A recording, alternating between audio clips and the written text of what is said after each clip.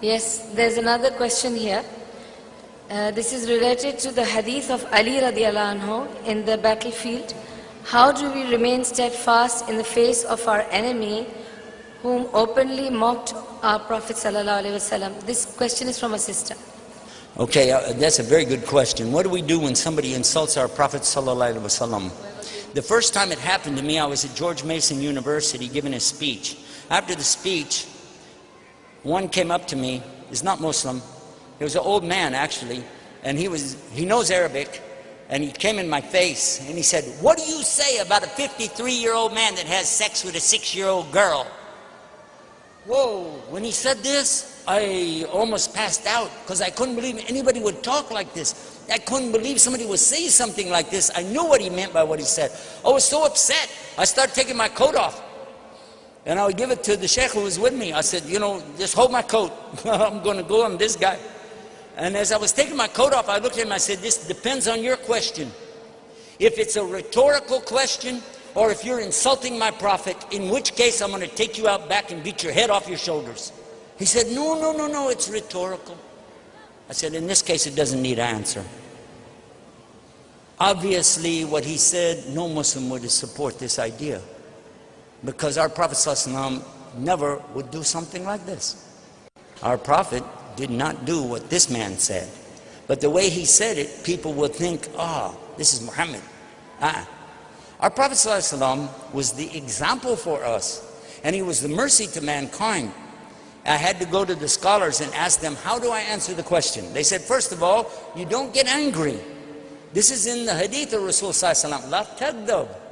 Somebody said, give me nasiha. La tagdab.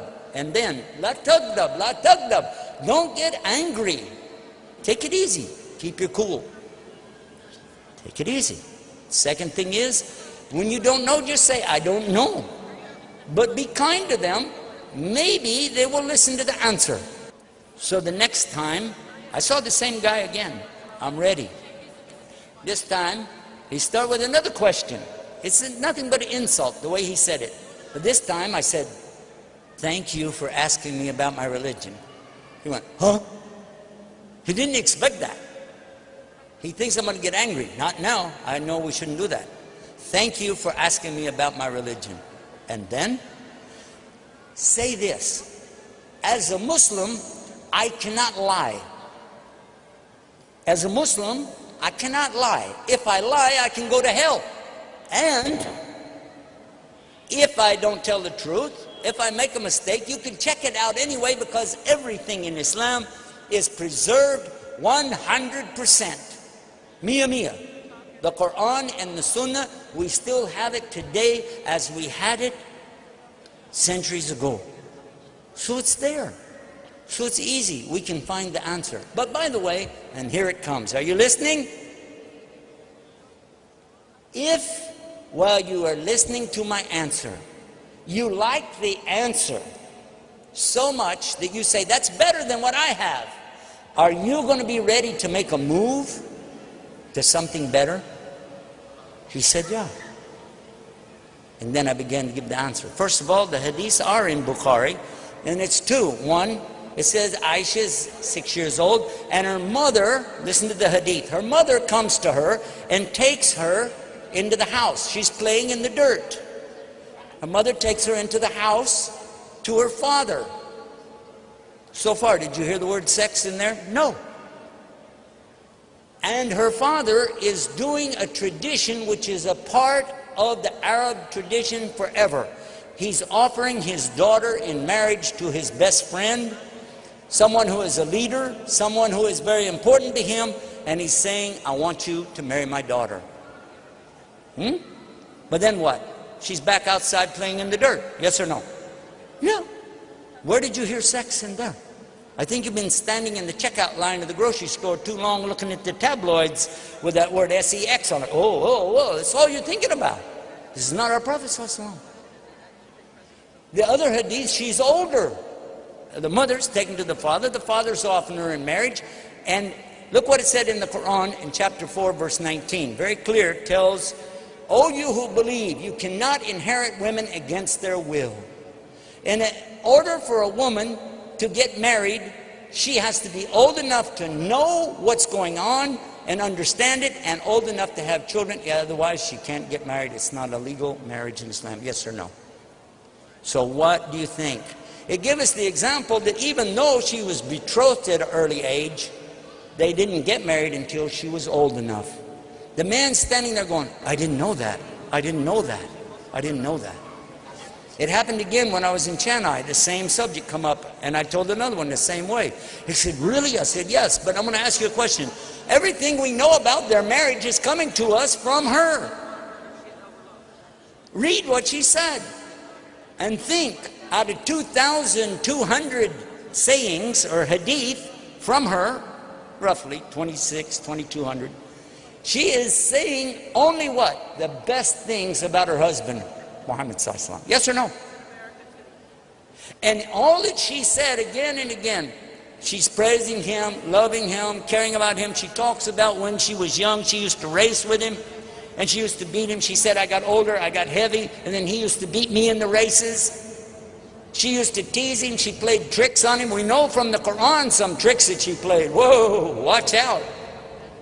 But still, he was a very caring and loving husband to her. So much so when he died, sallallahu alaihi wasallam, he wanted her to be there. He died right there in that house with his head in her lap.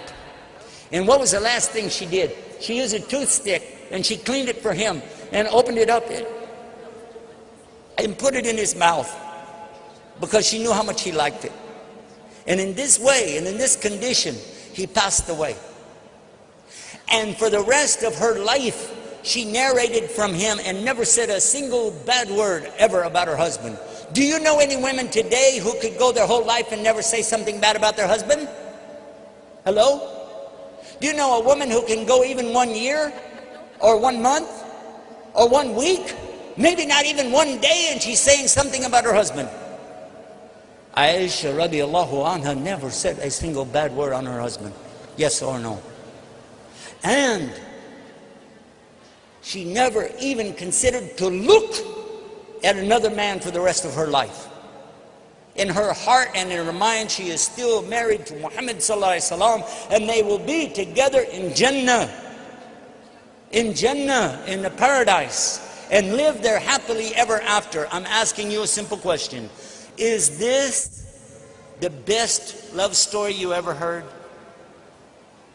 Or do you like the story of Shakespeare's Romeo and Juliet on Valentine's Day, talking about, oh, what a love story, Romeo and Juliet. 2 young lovers, one a preteen, maybe 12, and one 14, something like this, very young, from 2 separate tribes that did not like each other. They hated each other, they were fighting. So the Capulets on the one side, and the other family on the other side, and they hate each other. And they don't want their children to even know each other, so they sneak behind their back. Did they get married? No. What did they do? I don't want to mention. And then what? One of them commits suicide. And then the other one commits suicide.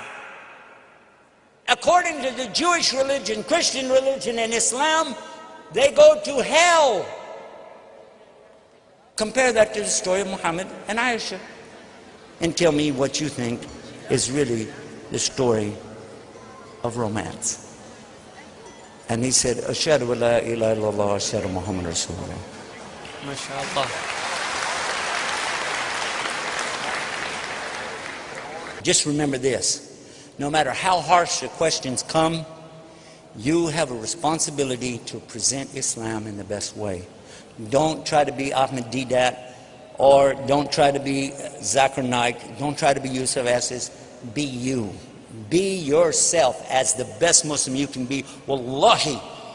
And I don't like to say wallahi because I'm not Arab anyway, but when I say this, I really mean I wish all of us would just use what Allah gave us and be the best Muslim you can be. This would destroy shaitan on this planet. He wouldn't have a chance. May Allah guide us. Ameen.